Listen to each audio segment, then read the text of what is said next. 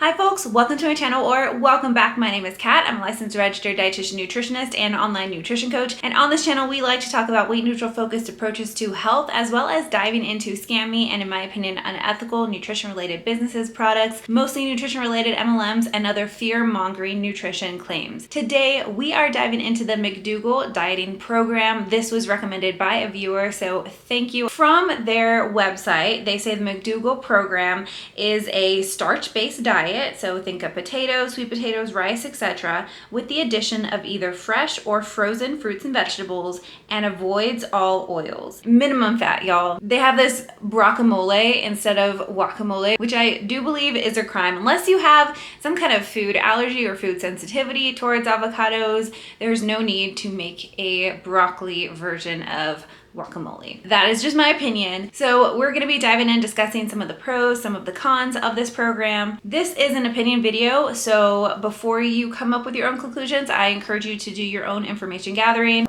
If all that sounds good to you, let's go.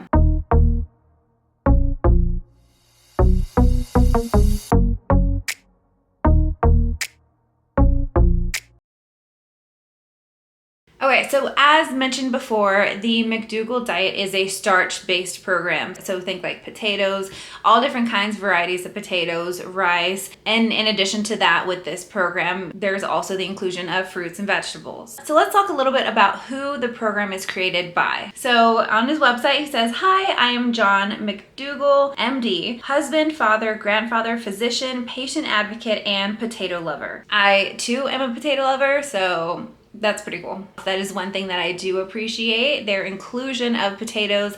A lot of times, like I even came across a TikTok video not too long ago of somebody saying pretty much how horrible potatoes were for health, which we can't just look at one food and determine if it's like positive or negative for health without looking at the broader picture of what is intended, what are we looking for, what is the purpose of that food in the context. And so just blanket stating any kind of food as good or bad, that's just not something that we do here on this channel. Everything is looked at through the context. Nutrition, food in general, it requires so much nuance, especially when you start to get into the behavior side of things. Though I do appreciate that he encourages the intake of potatoes, but we'll talk more about that in a little bit. So for 5 decades, I've cared for thousands of patients, helping them reverse serious illnesses, including high blood pressure, heart disease, osteoporosis, arthritis, diabetes, and more, all without the use of drugs. So McDougall has been criticized for making unsubstantiated health claims throughout the years, but more on that later. Let's do a quick program overview to get some of the basics. So the McDougall program basics includes a diet of plants, including whole grains and whole grain products such as pasta, tortillas, and whole grain bread, and a wide assortment of vegetables and fruit. Plenty of spices and usually small amounts of sugar and salt to enhance the flavor of food. Exercise as simple as a daily walk. The exclusion of animal foods, including red meat, poultry, dairy products, eggs, and fish, all which provide toxic levels of fat, cholesterol, protein, and very often infectious agents and harmful chemicals. So you don't need to have inclusion of animal products, animal proteins, animal fats in order to have a health promoting dietary intake. I've worked with vegetarians, I've worked with vegans. It is possible to get your nutrients in by not including animal products. Personally, I do consume animal products just because I find that I feel physically well when I have that included into my normal intake, and just a variety makes it a little bit easier to make sure that I am meeting those micronutrient needs.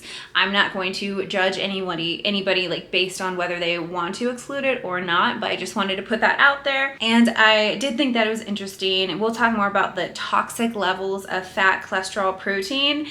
Usually I don't hear about toxic levels of protein unless I'm in some kind of continuing education class for like chronic kidney disease, but not typically for the general public would I hear toxic protein. But anyway, and then the infectious agents and harmful chemicals. It's funny because if you look at food recalls, oftentimes a lot of times are related to produce. Just to put kind of that blanket statement over this, when a lot of produce often gets recalled for things like E. coli contamination, it's just like there's no nuance here, which that's probably the biggest part that bothers me so far. So going back to the program basics, the exclusion of all oils, including olive oil. So they don't even want you to have olive oil. Oils are nothing more than liquid fats that increase obesity, which in turn depresses immune function and contributes to the most common chronic diseases. I would put this in the category of fear-mongering overall. So I was curious as to if this is something that you can do on your own, or if it was actually like you had to be involved in the program. So as it turns out, you do sign up for a program. It is a 12-day program that costs a whopping $2,995. Now, they do say that they will continue to support you after those 12 days for an entire year, but I don't know why they wouldn't just call that an entire year program rather than just the 12 days. That's just very, in my opinion, a high price tag for something that lasts 12 days. Okay, so what is it? Let's talk more about what this program is. So it's a 12-day program. They have currently on their website, as of recording, they have 3 different dates. They cap the enrollment at 50 people, and so you have different options of when to start. There's one at the time of this recording that's starting in a few months in January. There's another one in March and another one in May. And so they like to they'll keep that group of people capped at 50. And then you kind of stay with them, I guess, throughout the whole year. They say, join us for a leading medical program that reverses chronic illness through professional medical care, ongoing support, and whole food starch-based nutrition. This is not simply a 12-day program. We will continue to support you for an entire year. Space is limited. Reserve your seat today. Then they go on to say that you'll receive personal medical care. This is the strength of the McDougall program. We are here to help you regain your lost health, reduce or stop all unnecessary medications, it's kind of funny because if you're going to stop, you would stop unnecessary medications. I think it's kind of the verbiage that is used there. Instead of reduce or stop medications, they say reduce or stop unnecessary medications, which if that's the case, if they're really unnecessary, then why would they be on it in the first place? I think that they kind of put that word unnecessary in there to avoid any kind of issues, in my opinion. But and then to avoid, they have it in quotations, elective surgery. The McDougall program's medical director will meet with you over 3 private one-on-one medical appointments during the program to review your health assessment, discuss your health goals, and identify the steps you can take to reach them. So I'm assuming that this medical doctor has licenses to practice and where any of the participants are located. They have live interactive lectures by John McDougall, MD, Anthony Lynn, Jeff Novick, who's actually a dietitian, Doug Lissel, he has his PhD, I don't know in what though. It looks like his spouse, Heather McDougall, Jack Dixon, who is a certified personal trainer, and more. They have live Q&A sessions to get all of your questions answered, ongoing support for 12 months from a dedicated support specialist who has been trained under McDougall and that Jeff Novick, who's a dietitian. Your support specialist will meet with you each day of the program and then weekly for the first 3 months after the program and monthly for the remaining 9 months. They have a 12-day meal plan, cooking demonstrations, private community, and then monthly Zoom calls. With that kind of laid out, that does make a little more sense for the price tag. I still have a little bit of an issue with that, but we'll talk about that. They do have a breakdown of what that schedule might look like for those 12 days. So a day in the life during the 12-day McDougall program, 6 to 8 a.m. you have a check-in with your dedicated support specialist to discuss general wellness and any questions you have. It just takes a few minutes, so I guess sometime within 6 to 8 a.m. Then at 7 a.m. you meet up with fellow participants over breakfast and get to know each other. there. 9 a.m. you have a Q&A with Dr. McDougall and Mary McDougall, and get exclusive access to ask your questions about healing and reversing chronic illness and disease, whole food, starch-based nutrition, and how to make permanent changes to your lifestyle and more. Then at 10 a.m. you have a lecture when you learn how to read food labels, what to eat, what not to eat to lose weight, and product recommendations. Then at 3 p.m. you have a chat and connect with guest chefs as well as seasoned McDougallers who shared their tips and best practices. And then at 4 p.m. you have another lecture based on behavior change. That's kind of like the day, I guess that is every day for those 12 days. So kind of pretty intensive. It sounds like you have to have, I mean, I don't know if these people would take like 2 weeks off for vacation in order to get all of this done every day. I don't know what that might look like, how realistic that is for people to do for 12 days. But yeah, that's how it's laid out, at least on the website, what they say. All right, so some of the red flags, I want to talk about some red flags and then I'll talk about maybe some positives. Red flags, the cost, $2,995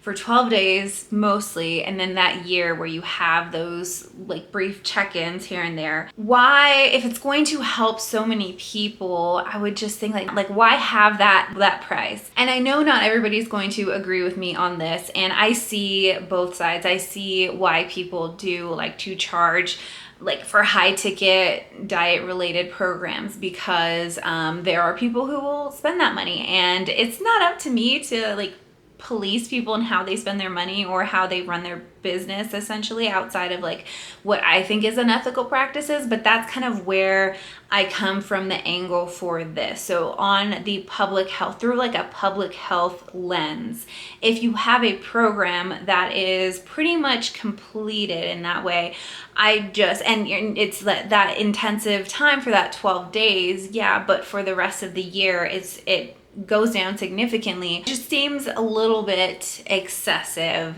in my opinion, but I for sure know that out of everything in this video, there will be people who disagree with me on that. So that is okay.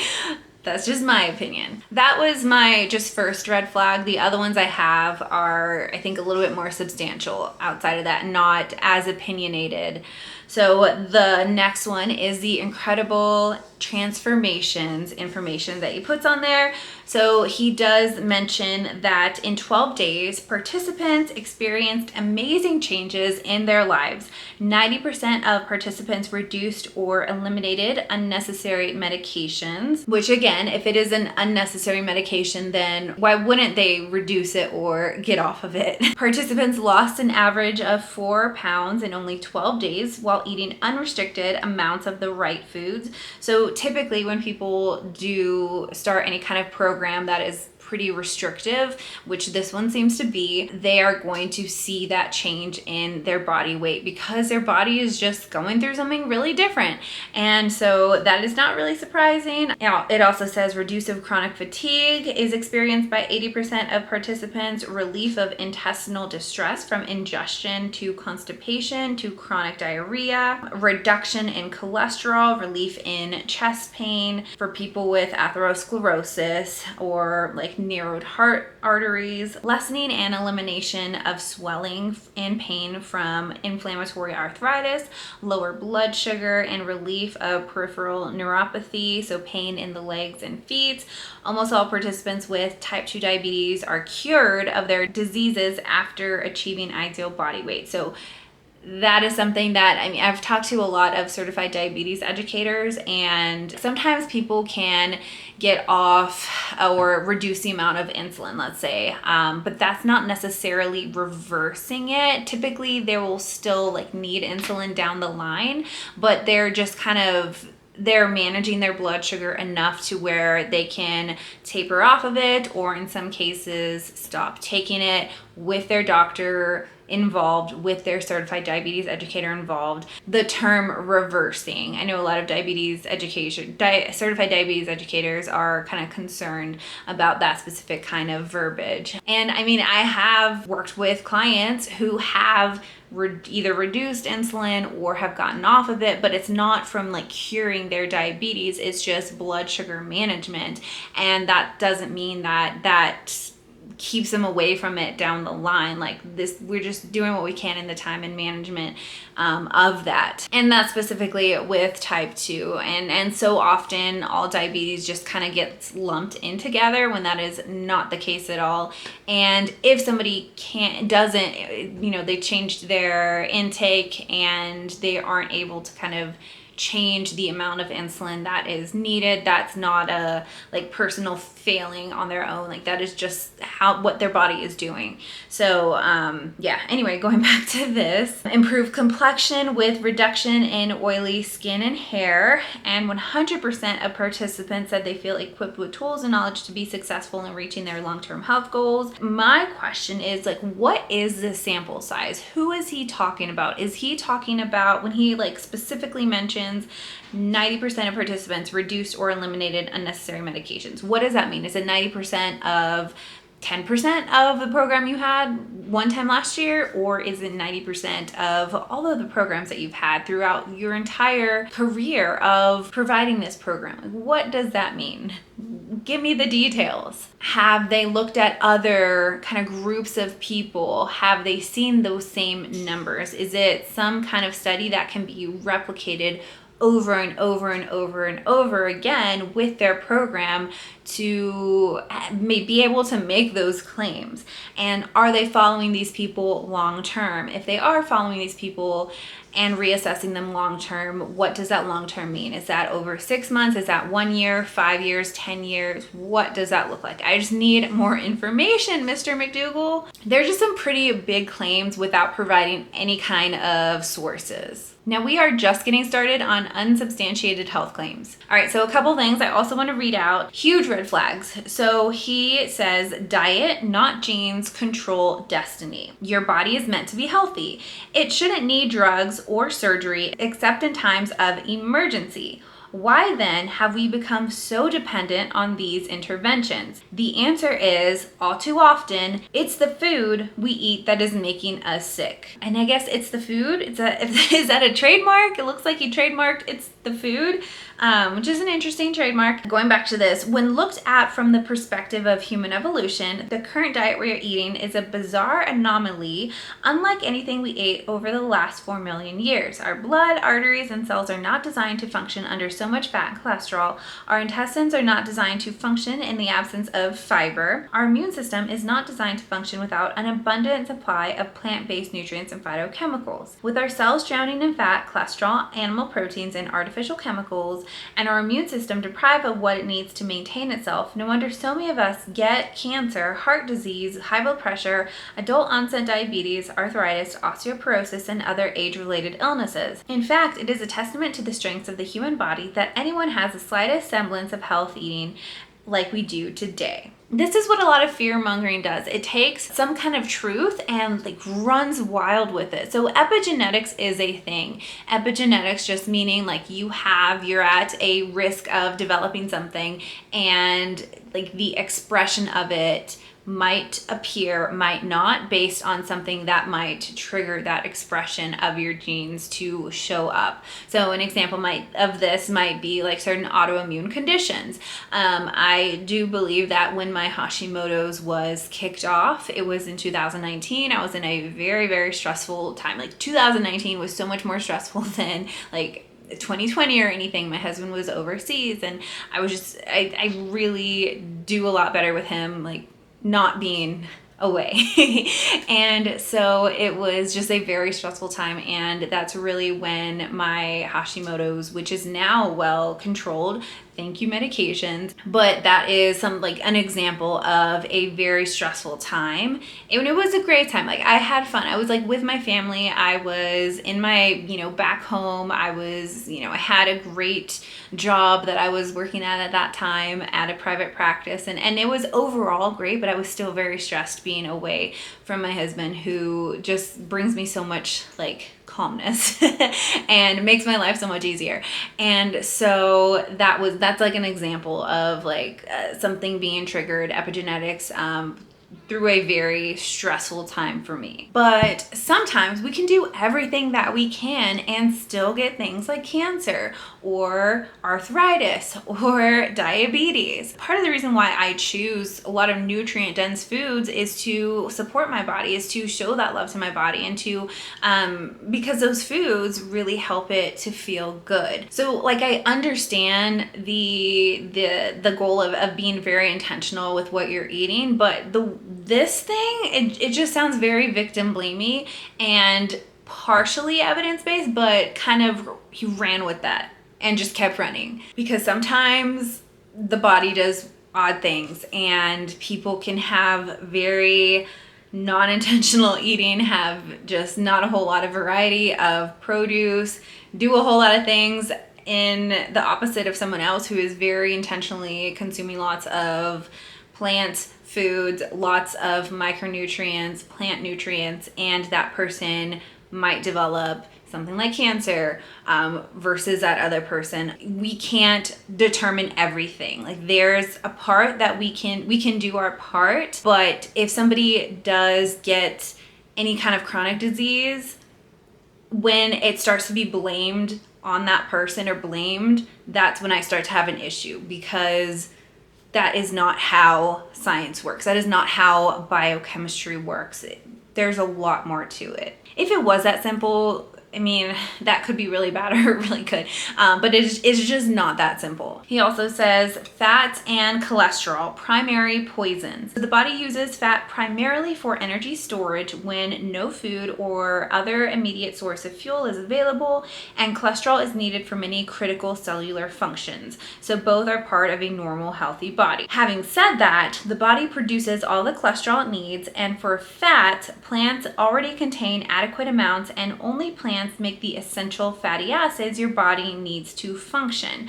What's more, plant food never contains cholesterol. So animal foods, on the other hand, he continues on, provide too much fat, especially the most harmful kind, saturated fat, which is funny because coconut also contains saturated fat. But he goes on to say, which damages the arteries and causes heart disease and stroke. And he just like lists the amounts of fats in different foods. So I wouldn't call them like primary poisons. The dose makes the poison, or the actual, I think that the actual quote was, all things are poison and nothing is without poison. The dosage alone makes it so a thing is not a poison. So this is fear-mongering, in my opinion. Again, I totally understand if somebody wants to abstain from plant or animal-based protein, but this is a little bit excessive. It's a little bit fear-mongering. He also says animal foods have little nutritional value. There's no comparison between animal food and plant food when it comes to providing immune-boosting and cancer-fighting nutrients. Animal foods are either exceedingly low or devoid of antioxidants and tend to offer concentrated amounts of individual nutrients like protein or calcium. I've never heard of meat being defined as like a concentrated amount of protein as like a bad thing. By contrast, plant foods are rich in antioxidants and provide a wide spectrum of vitamins and minerals and other health-promoting nutrients. This is why we have a varied diet, though. While plants do have a variety of nutrients, they can also be deficient in many other areas. That's why people who have plant-based diets, not consuming any animal-based items, food items, there is that encouragement, that recommendation to have that wide variety, because they might have like a higher concentration of a specific nutrient and be very low in another nutrient. So it's kind of weird. Like he could say the same argument for plant foods. And this, like, I'm not against people who are vegetarian or vegan. There's nothing wrong. If you want to do that, that's okay. But the fear-mongering in this and how you can use these same kind of arguments against it, it doesn't really make a whole lot of sense. It's not really necessary. And animal foods can have a wide variety of micronutrients as well. Like that statement, that argument is just not fact-based. They do say on another part of the website, if you follow this diet strictly for more than 3 years, or if you are pregnant or nursing, take a minimum of 5 micrograms of supplemental B12 each day. So I am glad that they do mention this. They are seeing the deficits. They are seeing the deficiencies that may occur from this program, but they don't mention the other ones, which there are other ones as well that you can get. He also says you don't need milk to get calcium. Plant foods contain a generous amount of calcium. So just starting off, yeah, you don't need to consume dairy. You don't need to consume milk to get calcium. I don't know if everybody, I don't know if that's common knowledge. I feel like there was kind of that thought, maybe like a decade ago, but I think now we know you don't need to have milk in order to get calcium. Well, let's continue to see what he says. So plant foods contain generous amounts of calcium. A cup of cooked collard greens contains about 360 milligrams of calcium, while a cup of milk contains about 300 milligrams. A cup of cooked kale contains about 210. There is no disorder known as dietary calcium deficiency. In other words, there is plenty of calcium in all plant food diets to meet the needs of both children and adults alike. Osteoporosis is not a disease that results from too little calcium, but primarily from acids derived from too much animal protein that rob the body of calcium and thus weaken bones. A diet based on starches with a plentiful supply of fruits and vegetables combined with modest exercise will preserve skeletal strength and even regain lost bone mass. So, 1.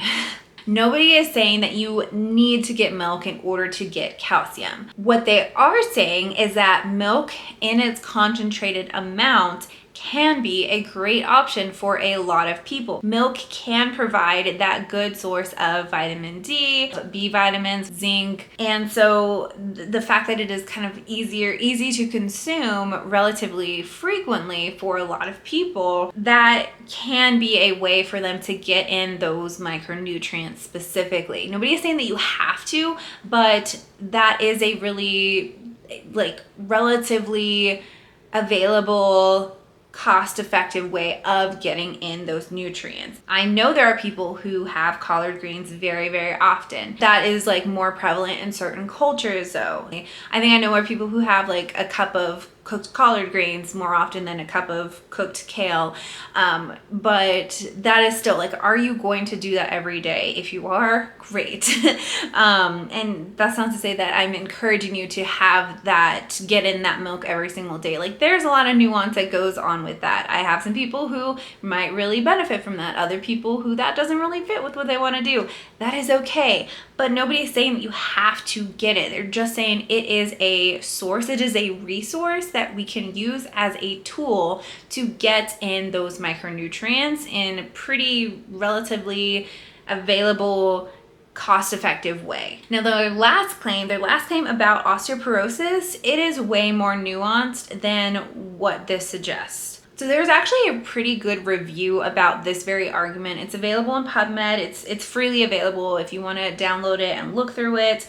I'll read some of the highlights from it. Let me pull this up. The title of it is Acid Balance, Dietary Acid Load, and Bone Effects, a Controversial Subject. So it is very controversial, this kind of argument. Yeah, I'm just going to read a couple of notes from it that I highlighted. So the body has multiple systems to buffer and titrate acid, including bone, which contains large quantities of alkaline salts of calcium. Both in vitro and in vivo studies in animals and humans, so in test tube, but then also in actual human cells in the body, suggests that bone base helps neutralize part of the dietary net acid load. So this raises a question of whether decades of eating a high acid diet might contribute to the loss of bone mass and osteoporosis. If this idea is true, then additional alkali in ingestion in the form of net base producing foods or like an alkaline diet could potentially prevent this acid related loss of bone. And presently, data exists that support both the proponents as well as the opponents of this hypothesis. Recent literature reviews have tended to support either one side or the other. And so what they did is kind of suggest a way to reconcile the differences of those findings. So it's relatively recent. It was in 2018. I think this is overall just a really good review of the major studies, the major papers in this area. So I'll definitely leave that link down below. But the opponents of this theory make the argument that if bone were the main source of base used to titrate dietary acids, so like what McDougall is suggesting, then in just a few years, all the bone in the body would dissolve. It would not be there. Since this does not occur, bone cannot be the major site of base for diet net acid neutralization. So because we're not seeing people like become people without bones, we know that there are other ways that the body can, and we do know there are other ways. And the results of the studies demonstrating positive acid balance could be due to errors in measurement techniques for acid excretion.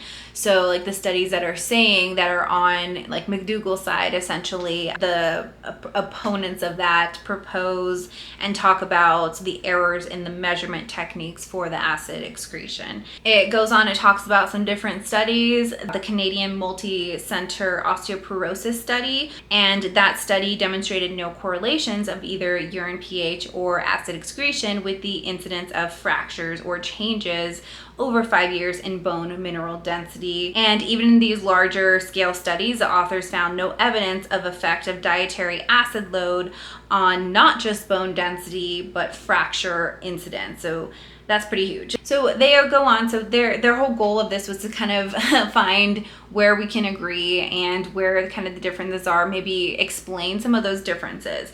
So they kind of synthesize this as younger subjects with better renal function, which are kidney function, are able to better maintain their blood pH in the higher range of normal, while older subjects with worse renal function are only able to maintain their blood pH in the lower ranges of normal. So lower blood pH, so lower pH would be more acid. It's still going to be very, very narrow though. So for the majority of people eating the typical Western diets with the acid loads that we have, whose renal function and acid excretory ability is normal, dietary acid loads would not be a readily detectable factor in altering bone mineral density, leading to the development of osteoporosis. But they do suggest that in older subjects with diminished renal function, so diminished kidney function, decreased renal acid excretory ability, and lower buffering capacity due to lower muscles or lower bone mass, and whose diet contained high net loads, could potentially benefit from most alkali therapies, so including more fruits and vegetables. So basically what it's saying is that, oh, I have my other notes. I still need this.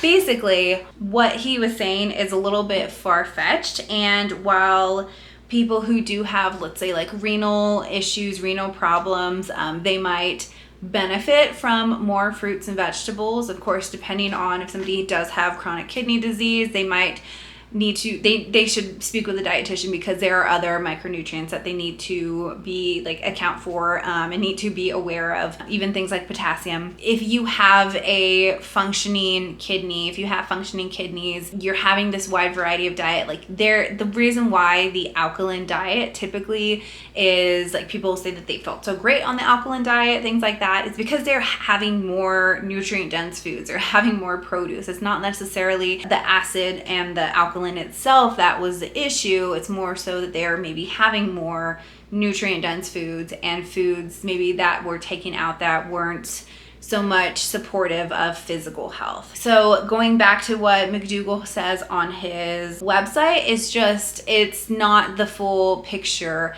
and it can be, I think it can lead to some fear-mongering around consumption of animal products, including dairy products. Just that claim about osteoporosis is so much more nuanced than his website suggests. which whenever things related to nutrition especially get taken out and kind of put into this black or white kind of thing, that is one of my biggest frustrations in my career, like that in my life in general, but like especially in practice when we're taking the nuance outside of things. I can't do it. Okay, we're almost done. All the protein you need without the meat. That's his next thing that we're going to talk about. So protein is extremely misunderstood. He says, and he goes on, first, you should know that plants contain protein and all the essential amino acids needed to build it. Second, animal foods are not necessary to get the protein your body needs. Indeed, all the protein you need and more can be easily derived from plant foods alone.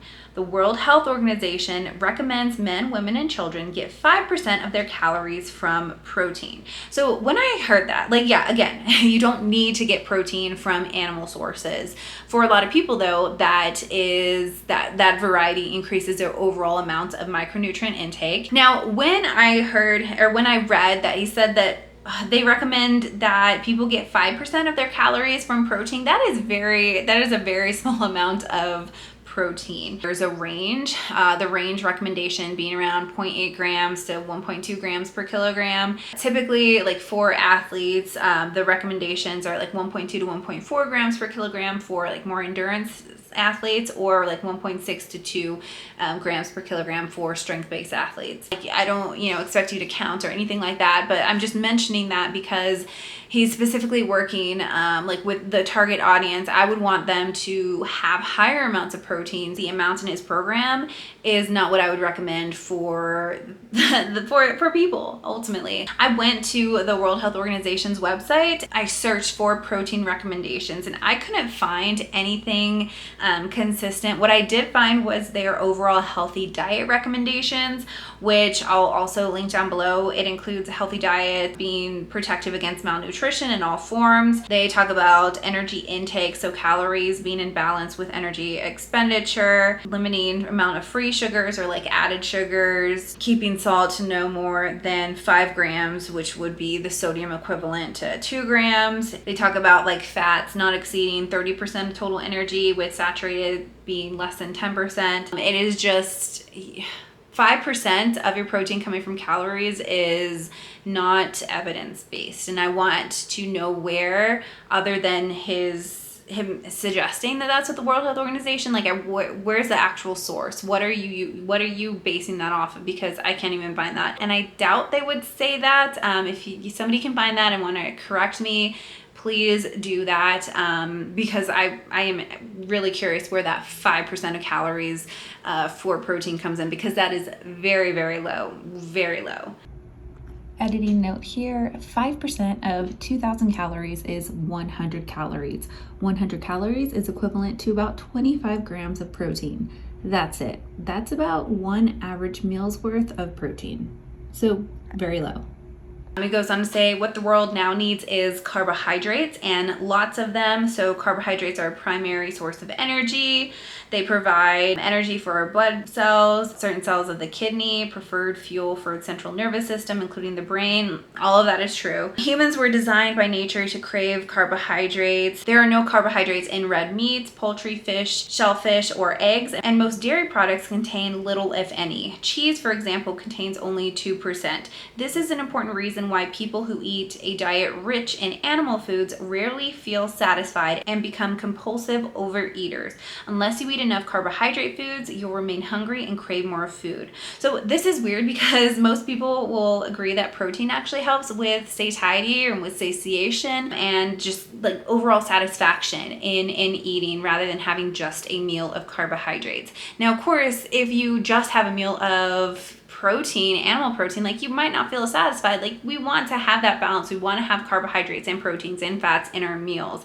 We don't need to like exclude one for the other. We can just have them all. So on the McDougall diet plan, 70 to 90% of your calories come from complex carbohydrates. Typically, I mean, that's pretty high. Generally, when I work with people, and again, you don't have to count or measure or track them out, but typically it comes out to around 40 to like 65%, just depending on that person's preferences, on their activity levels, lots of different things, but 90% is not typically something that I have seen in practice. And he has a carbohydrate list for ideas, nothing really there. Fruits and veggies, so he mentions green and yellow vegetables are too low in calories to serve as the centerpiece for your meals, but they can be added without restriction, which, yeah, you don't want to have that as a centerpiece because you need more substance, right? He also says that fruits, because they are high in simple sugars, should generally be limited to 3 servings per day,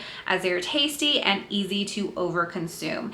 Now, I have worked for many years with people, and I have not come across people who are generally overconsuming fruits. I know everything can be done to an excessive amount, but typically people aren't overconsuming fruits, and I don't want to encourage people to have like less produce.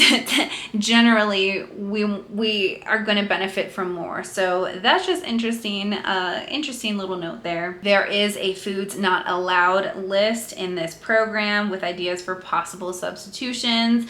An example being like the avocado, switching it out for broccoli to make guacamole. All right, so we talked about a lot of red flags. Now, what are some positives? It's encouraging nutrient dense food options, potentially depending on where that person started. Maybe they're consuming a lot more variety of plants, more nutrient dense foods. That's about it. And I'm thinking, like, if people have had benefits from this program, it's kind of the same thing with any other kind of diet program. Like, why? My question is, what were you doing before? Was it really this program that is making those changes, or was it changing it up from what you were doing before that wasn't in alignment, wasn't helping with supporting that physical health piece? Right? So like, we need more information. This is why I am not, like Mediterranean diet, that is evidence-based, that is great. But other than that, like when we look at lots of different diets and people saying like, this worked for me or this worked for me, it gets really confusing for a lot of people. But a lot of times it's like not so much the diet itself, but what they were doing before and kind of the changes and the inclusion of more nutrient dense foods overall. Okay, so wrapping this up, overall, the health claims and the lack of balance is just not something that I would recommend to somebody if they were wanting to have a program kind of for like that long-term sustainability piece of health, for whole health. So not just that physical health piece, but social, emotional well-being as well. Something that is just doesn't seem to be really realistic for majority of people. With all the carbohydrates and the fiber in this program, you're probably gonna be spending more time in the bathroom. If somebody were to do this, I would encourage them to kind of like increase their water. I would not go into this fully. This is a lot of fiber up front. Over the long term, fiber can cause some malabsorption or reduce absorption of certain minerals. And so that is a potential risk for deficiency. With the food limitations specifically for this diet, there's a risk for deficiency in vitamin D, calcium, zinc, B vitamins, iron, omega-3 fatty acids. So more than just the B12 supplement that they recommended earlier, those are potential. If somebody came to me and they were doing this program for quite a while, those are the specific deficiencies that I would be concerned about. And the foods that are good sources of those specific nutrients, those are ones that I would try to like implement in their intake, in their plan, kind of seeing what we can do with those, because I would be concerned for those specific deficiencies. And overall, I just don't see this diet as one that really encourages or really one that really promotes like joy around eating. Even with like liberal use of seasonings, it doesn't seem that exciting. I don't know, maybe that's just me. All right, so that kind of wraps it up for the McDougall diet and the overview of it, my thoughts, some of my red flags, the pros, the cons. I want to know what your thoughts are. Is this a program that you have heard of? Is this a program that you have done? Is this a program that you want to do? Let me know if you have done this. How did you feel about it? Was it sustainable for you? If you did do it, are you still doing it? Give me all those details. If you have not liked this video, please go ahead and leave a like and make sure you're subscribed. I would greatly appreciate that. Also, before I head out, I am currently taking nutrition clients. I don't know if maybe when you see this further down the line, I might not be, but check out in the description box if you are looking for nutrition coaching, nutrition counseling. I do one-on-one and also group coaching. Check out the links below. And that is it for this video. Remember, you can strive for health without subscribing to diet culture. I'll see you later. Bye.